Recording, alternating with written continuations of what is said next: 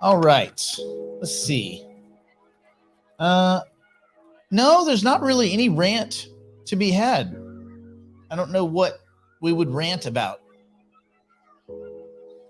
Michael, Andy, big corn candy. Yeah, there's not really anything. There's nothing to rant about. You have to have a reason to rant. When people do what they normally do, there's no ranting involved.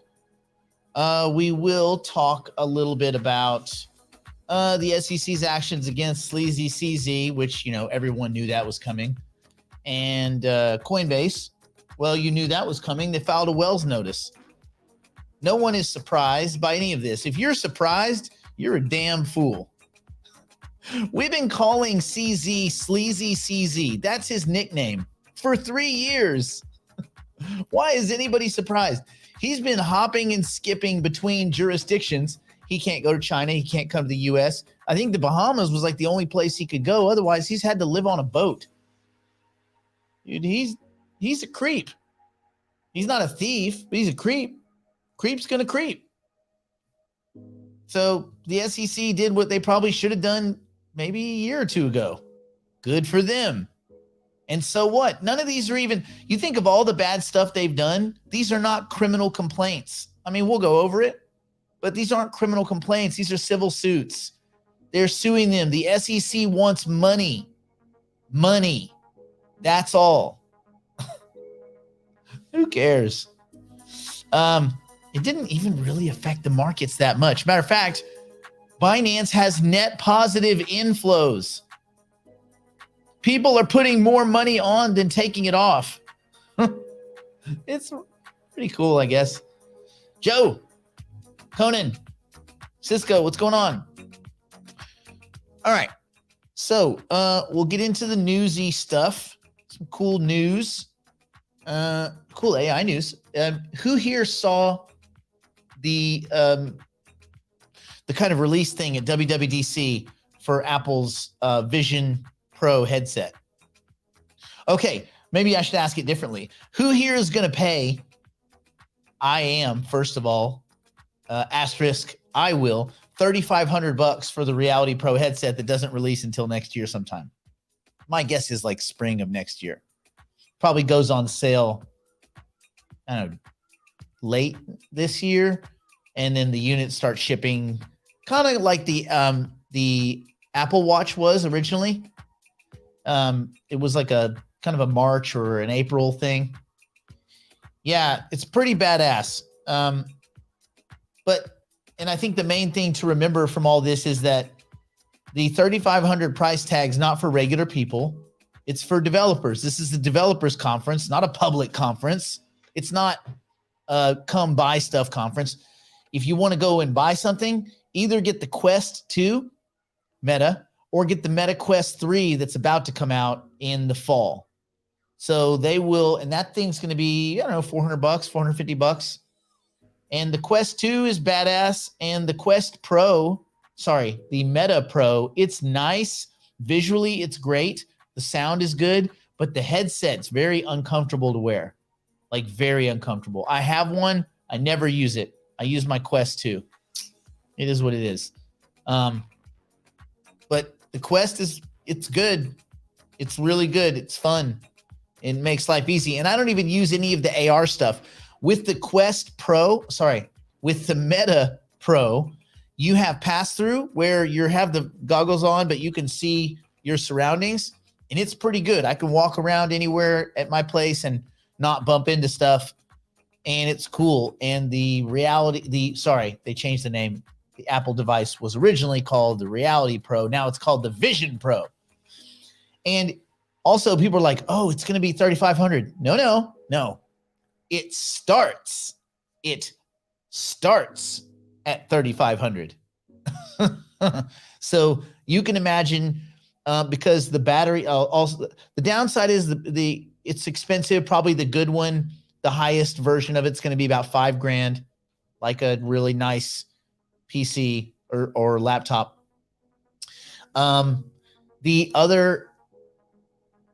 It was funny that they didn't mention AI at all, but they said machine learning a lot. So they're trying to kind of stay away from the catchy AI terms.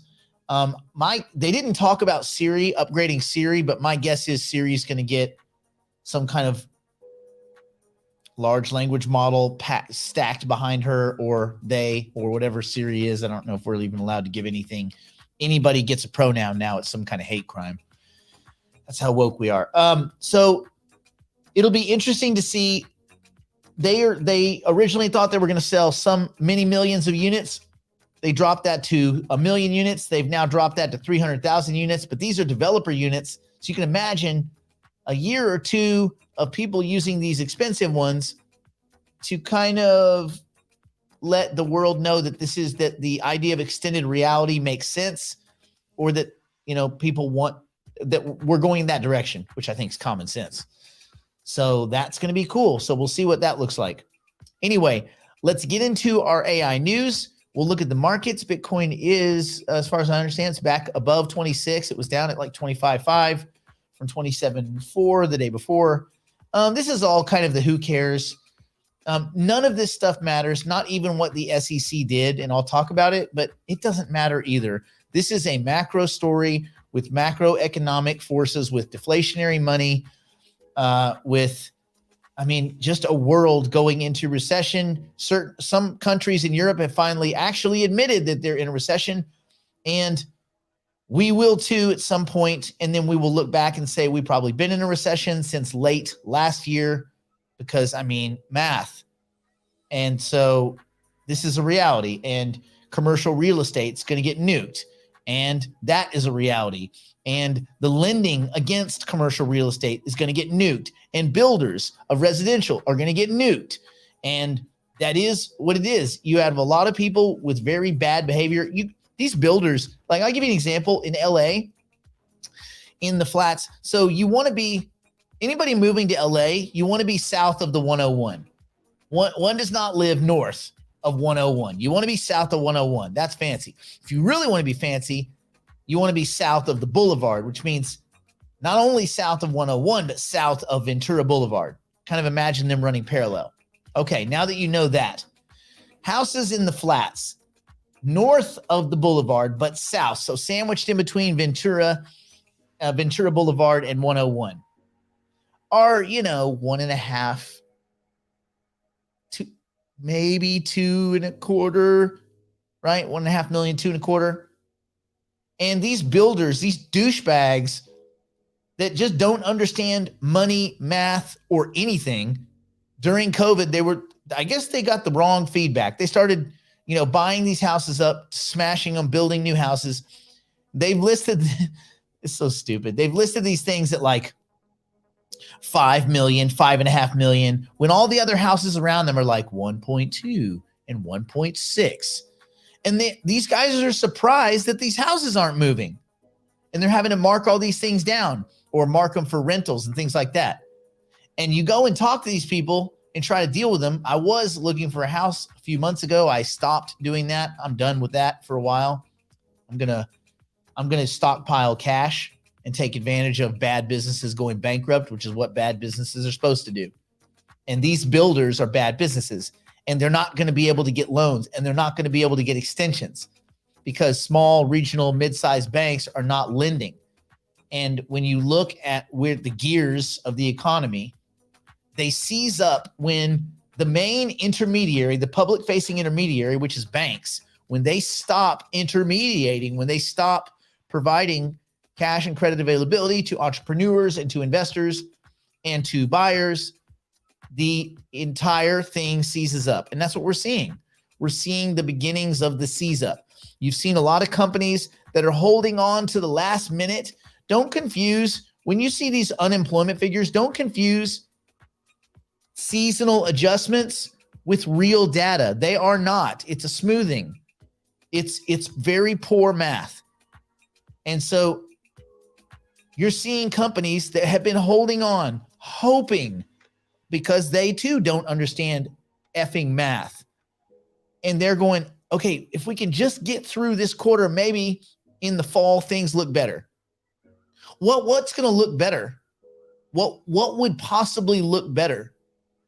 Do you think that China is selling more stuff? The reopening is a great windfall for the rest of the world? Nope. So like, where's all the flood of success coming from? Nowhere. We have to get rid of bad businesses, bad companies, bad individuals, bad hombres. Last year in the crypto space, reduce it to crypto. Was it a good thing or a bad thing? Let me know in the chat. Good thing or bad thing that FTX went away and that scam bank run fraud chicken got nuked and all of his douchebag bro orgy pile of idiot friends all got indicted and had to turn to lawyers and everybody else and start pointing fingers. Just a big old pile of creeps pointing at each other, 26-year-old douchebags that don't have any effing clue about money. It was the best thing. See, there we go. Good stuff. Yes, yes. Good, good, good. Yes, good, good. It was good. It was great. And while I don't agree with everything Gensler does, he's not a creep. He's a little prideful, but all these guys are prideful. But the space is safer now. The cryptocurrency space, the digital asset space, the investment space, it is safer now because now you could also say, wait a minute, why is he trying to sue Coinbase, trying to sue Binance, and he completely missed? I mean, they botched it. They missed Three Arrows. They missed Luna. They missed FTX. They missed, and these were obvious, like just obvious. If anybody that lost money, any kind of currency units at Three Arrows, you're a fool. At Luna, you're a fool. At FTX, you're a fool. Like, go down the list. You'd have to be, you'd have to be rookie status, amateur hour 101, dummified, creepy. I didn't know where to go. You'd have to be the dumbest of the dumb. I ended up firing one of my clients because without, behind my back, look, man, if you hire someone to help you, listen to what the F they say. Behind my back, he thought it'd be cool to put $560,000 in Luna and UST because 20%, right? Because F math. We don't need mathematics. We don't need maths. I can get paid 20% a year forever in a stable coin. What? Well, how does it make money? 20%. What? But how do you make 20% on a stable coin? Bro, money. No, dumbass. And so this was the beginning of the unwinding of our investment relationship. I finally unwound that a few weeks ago. And I don't want his money. I don't want his fees. I don't want nothing to do with him. And the reason is because when people leave math, jungle in the house. When people leave math, they just decide math is not important. And you can't paint all these regulators with the same brush. A lot of the regulation that's happening in and around, it's important.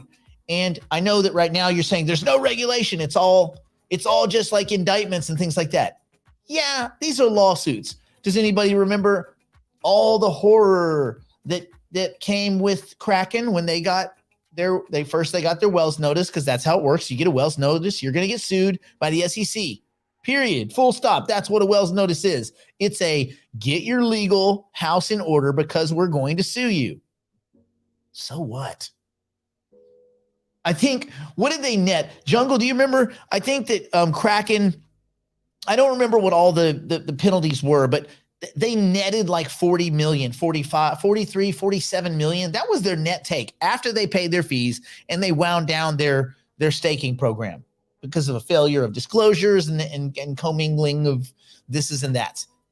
They paid a flippin' fine. And guess what? They're just fine.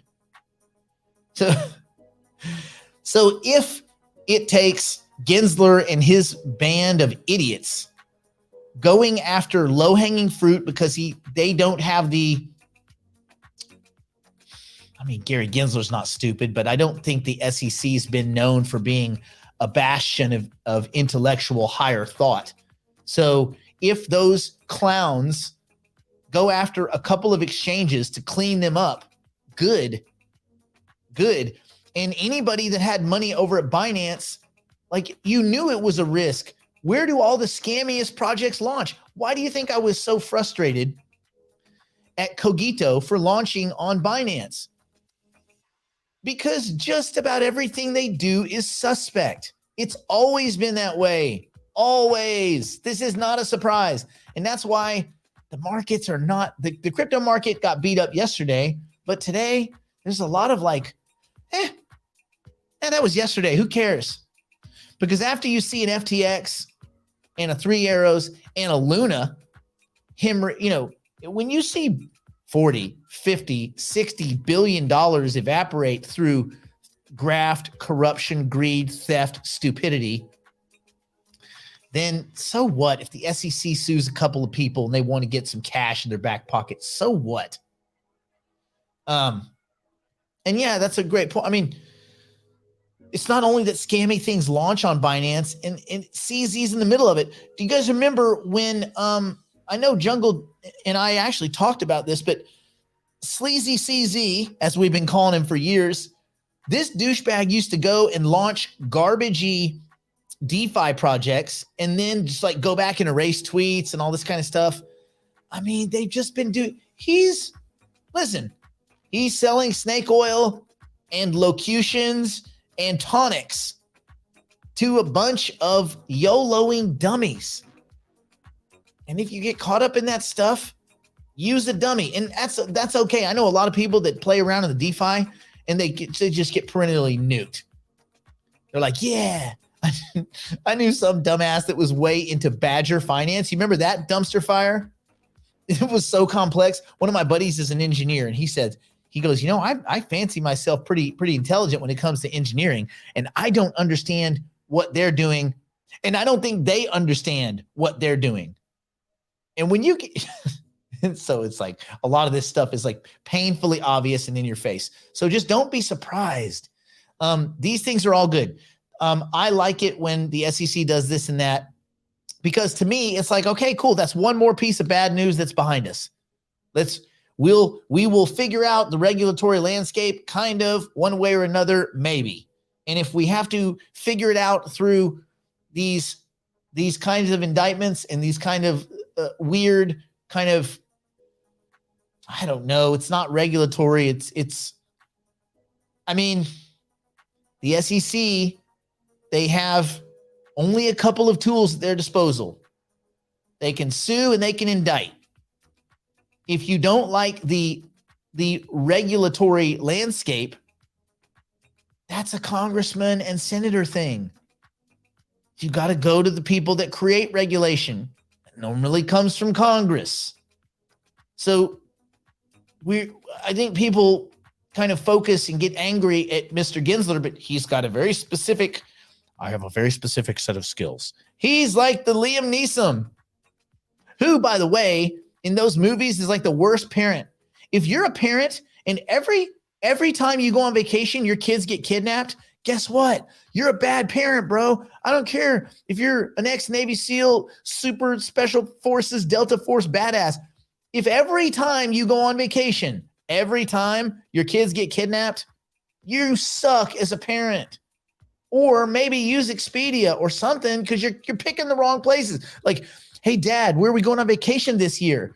Well, I think we'll go to Bosnia first. Why would you do that, man? Oh, there's only 500 Bosnians that hate me, so we'll go there. Oh, no, man. God, his vacation planner also needs to be fired. God. Anyway, okay. Let's wind it back. Let's go talk about AI news. We'll talk about the Binance situation. We'll look at markets and the Coinbase situation. Again, it's a lawsuit very similar to what happened with Kraken. The only difference is the SEC is opening up what they're labeling as potentially securities. Guess what? they labeled a stable coin that pays zero interest as a security. So I want you to think about that for a second. And again, this is just Gensler being Gensler. They said that a stable coin that pays zero interest is a security. Now, the way things are sold as a security in the original sale is different than when things are in the secondary market. A lot of these tokens, Filecoin, Cosmos, they can call them securities, meaning they were sold as securities. But once they're on the secondary market, they've also kind of said that then it's kind of out of our hands. It becomes more of a commodity issue. So, yeah. And yes, also, if you do science experiments and shrink your kids, you are also a bad parent. Turns out there's a lot of ways to be a bad parent. Okay, so let's talk AI news first because it's really cool. Let's get that out of the way. Apple made a huge announcement at WWDC. We talked about that a little bit. AI officially is entering the health field, and the European Union calls for AI content labeling. Ooh, sexy? Maybe. We'll see. I mean, I think it's fair that if you're conversing with artificial intelligence, you should be made aware of this. But remember, in the future, it will just be the way it is. AI will sit underneath most everything. Guess what will also sit underneath? Anytime you're moving data of any amount, it could be money, it could be choices, contracts, whatever. If you're moving data back and forth, it will sit on likely disintermediated rails. Now, they might be private blockchains. They might be blockchain-based. They might be DAGs, distributed acyclic graphs. They might be a variety, a lattice, if you will. They will be on some data structure that's somewhat disintermediated, even if it's private. Now, does that mean all transactions going to go through Ethereum? No, probably very few as we move forward. There will be layer twos.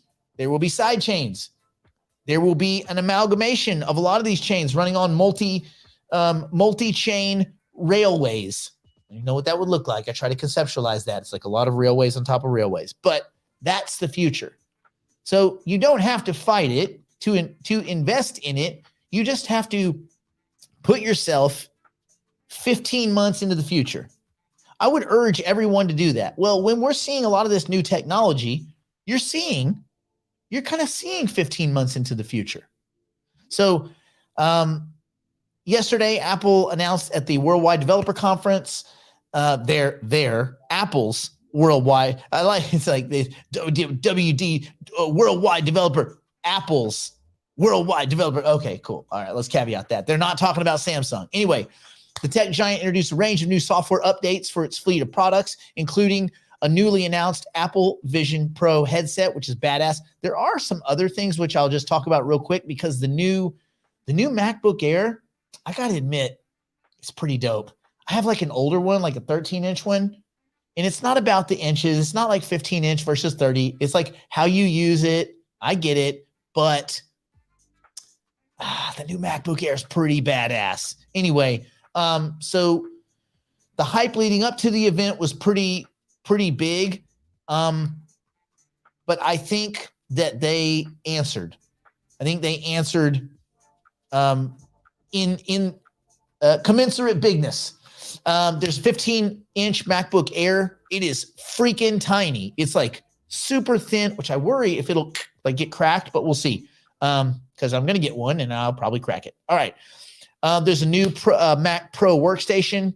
I'm sure it's not going to be cheap because it looks so the chips, this new M2 Ultra chip is capable of training large language models. Let me say that again. The M2 Ultra chip. Now they're not talking about it and they hinted around it. It is capable of handling machine learning workloads, meaning it can train large language models. Keep that in your mind. So their new super chip's going to be in a couple devices. They did a lot of kind of upgrading with the new iOS 17. It's got a bunch of really cool features that make emailing and chatting and handoffing and messaging really nice. I'm not going to go through all that, but it's pretty cool. There's a journaling app that's machine learning powered, which is kind of cool. There's a lot of cool things that they are hinting. It's all very clear that like there's even an AI powered auto correction thing that learns the way you communicate. And he jokes about like, so you don't have to send another ducking text, which I thought was pretty funny because everybody here has been ducking. Have we not? I don't know how many times I've corrected a D to an F, but it's a lot. Kind of like I did in school, I guess. Anyway, that's kind of cool. The Apple Vision Pro, the headset, that's kind of like the biggest, like, it's an augmented reality headset. It's not cheap, but so what? It is what it is. It starts at $3,500. It probably will be $3,500 to like $5,000 for some super rig. The battery time sucks. It's like 2 hours, but you have a click thing, and you can have an external, obviously an external battery. You have to, so you'll be able to get bigger ones, which is cool. It's pretty badass. It might be, I don't know. I think it's not a game changer, but it's a game changer starter. Anyway, so that's cool. All right. I was going to talk about some AI voice cloning stuff. I'm going to leave that alone for now. Let's talk about AI in the health field. Carbon Technologies, which is a clinic chain, has unveiled a groundbreaking tool. It utilizes AI to generate medical records, frees doctors to focus on patient care rather than like administrative tasks and crap like that. It records and transcribes patient appointments using Amazon Transcribe Medical. It combines the transcript with other information like lab results, notes from other doctors. It generates a summary of the patient visit. It creates instructions based on the summary using GPT-4 for patient care and codes for diagnoses and billing stuff. It's badass. And almost 90% of the submitted transcripts require no editing from the healthcare provider, right? So we don't have robot doctors, but AI is augmenting the current doctors, which is pretty cool. Yeah. And then finally, the European Union is calling for AI content labeling. They're calling on major social media companies like Google and Facebook. Google and Meta to label AI-generated content to combat fake news and disinformation. Well, you don't need to look any further than Fox or CNBC if you want your fake news. It's just fake news by humans, we think. I still wonder if Jim Cramer and Steve Leisman are actual humans or if they've been replaced by AI. Anyway, whatever. So Twitter has been warned of swift sanctions if they fail to comply with the EU's new digital content laws, and the company as the company withdrew from the EU's code. Look, Twitter, Elon, he doesn't give a crap. He will burn that company to the ground because as much as I like the dude, he is a narcissistic, maniacal POS. Like, God, if there was ever a guy that was worried about the size of his laptop, it's him. So, man, if you own, God, can you imagine all those people that just bought into his bullcrap with Twitter because they want to get a piece of Skynet? SpaceX. God. Anyway, the EU's made it clear that they're focusing on disinformation, particularly from Russia. Russia? Disinformation? What? Что ты делаешь, мой друг? Anyway, they're urging companies to increase fact-checking efforts in Eastern Europe, where Russian disinformation campaigns pose a significant threat. Does anybody believe anything that comes out of Russia or China? Really? No. No one believes any of that crap. Like, come on, bro. Anyway, as a leader in tech company regulation, the European Union is developing separate laws on AI and sees the code of practice as a stepping stone to preparing for the upcoming regulatory regime, which sounds kind of creepy and dystopian, nightmarish, but it is what it is. You know what? I'm sure that when AI becomes completely sentient and digital superintelligence descends upon humanity, that the T-1000s will parachute in there first. Well, they'll parachute in 3D printers, which will build them, and the armies will just like rise out of the sand like Army of the Dead, which would be complete badassery if you ask me. Okay, let's spend a couple of minutes We need to talk about the Binance thing because everybody's going to be like, man, the thing with the Binance deal and I want to know what's. So we'll talk about it in like 12 seconds.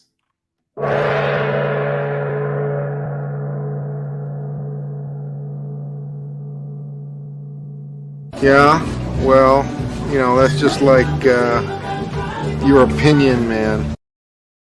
Okay. The SEC wants blood. Coinbase has been sued a day after Binance. So here is how it is. The US SEC, Securities and Exchange Commission. Sounds badass. Commission sounds like there's a lot of people involved. I think it's like Gary and a couple of creepy secretaries, and everybody else is just muffled and like muzzled, and no one can, whatever. Anyway, they filed a complaint against Coinbase one day after going after Binance. According to the document filed with the Southern District of New York, the regulator claims this, by the way, this is the same SEC that failed to go after Mr. Madoff for 8 years. They knew about Madoff's Ponzi scheme for 8 years. 8 times 12, 72 months. I wonder how many people lost money because Mr. Madoff was allowed to keep moving forward with his scam for 8 effing years. Anyway, same SEC, same New York. All right, so let's keep that in the back end. Anyway, the regulator had filed a similar complaint against Binance and Sleazy CZ. Today's actions represent worse conditions for crypto companies to operate in the United States. Well, okay, Binance wasn't really operating in the United States. Binance US was an exchange that no one used because it was sketchy from the beginning. And listen, this is very obvious. If your CEO every 3 months, whoever gets picked to be CEO quits, and they blame intense overlord puppetry from Binance, the main company, then like you see a pattern. All of the CEOs of Binance.us quit very quickly, very quickly. Why would you quit a high-paying job? Because you don't want to get sued, because you don't want to go to jail, because you think it's a scam, or because you think they have their fingers up your... Anyway, so the SEC is intensifying their war against digital asset platforms in general. But remember, they've gone after, it's not just crypto, right? They've gone after tons of gold companies, and that has nothing to do with crypto. I mean, like, they're going balls deep against the gold business and all these sketchy companies that screw over elderly people. And like, they do a lot of other sketchy things too. Gold business is sketchy. Anyway, in the documents filed in U.S. federal court, the commission claims that Coinbase operates as a broker, exchange, and clearing agency, unlike platforms in the legacy financial sector. In that sense, the regulator claims that the company allegedly violated the disclosure regime established for securities markets in this country. The commission further claims that the crypto exchange has been allegedly violating U.S. security laws since at least 2019. Ooh, to which they will cut a check and tell Gary to go F himself. The complaint states that the following charges and Coinbase alleged merge of functions of being a broker, a clearinghouse, and an exchange, kind of all at the same time. All right. Furthermore, the commission claims that the company has violated U.S. laws with different products, including Prime, staking, and Wallet. Well, Wallet was an acquisition. It's always been crap. I mean, I don't want to say with absolute certainty, but no one that spent more than 14 seconds in the crypto space messes with Coinbase Wallet. Everybody knows, I mean, you should all know that if you're staking through an exchange, you're not staking nothing. They may or may not be. You certainly aren't. So I don't know, man. At a certain point, you got to let idiots get melted, but whatever. Charges have been brought against Coinbase and CGI, the crypto exchange's holding company. SEC enforcement approaches may seem unfair, as the writing Coinbase nor its top executives have an official response. Yeah, because they're listening to their lawyers. However, crypto community has negatively reacted to the complaint and pointed out incongruencies in the document. Yeah, of course. Now, I will say this. In the Coinbase document, I'm not sure if I completely agree. If you read the Binance, the indictment against Binance, these guys are just a bunch of dicks. They have been They have been really pushing the limits for so long. And CZ has been hopping and skipping between jurisdictions for years. He can't go to China. He can't go to the US. He can't go to Japan. CZ, there's a reason we call him Sleazy CZ, okay? And have for years. This isn't a new thing. And it's just a company that skirts the edges of like outright scammy, fraudy. Now, the one thing that Binance is not, they are not thieves. They are crooked, but they're not screwing over the investor. They just don't give a crap about regulation. They don't really give a crap about the law. And they also don't really give a crap about the people that are on the exchange. They will skin you alive. They will let you take out 120x leverage on Bitcoin plays, and you'll get sucked into some stupid dumbass group on freaking Clubhouse, where some a-hole that has 15 seconds of math training will tell you he's got a system for trading, and you know, or Swan or any of these other complete douchebag facilities. Like, I think the main takeaway is stay away from Binance because common sense, and stay away from Clubhouse because like obvious common sense. I think those are the two takeaways. As far as what's going to happen to Coinbase, they're going to pay a fine. They're going to pay a fine, and that's going to be the end of it. Like, see you later, bye. So what? And then finally, how has that affected markets? Well, we look at markets, which we will here right now. Not really all that much. I mean, you'd expect more. I'd expect more out of this sell-off.